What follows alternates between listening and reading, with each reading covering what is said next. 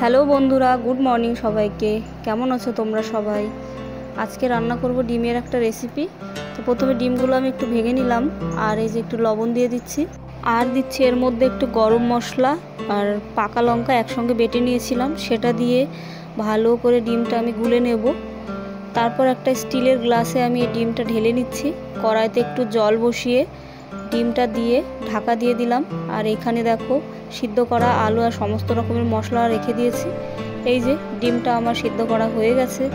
এবার piece piece করে কেটে নিয়েছি। কতটা সুন্দর লাগছে দেখো। চাইলে তোমরা এভাবেও খেতে পারো, ভালো লাগে বেশ খেতে। তারপর জিরে ফোড়ন দিয়ে সমস্ত রকমের মশলাগুলো দিয়ে যেভাবে ডিম রান্না করে আর কি, সেভাবেই রান্না করে নিচ্ছি।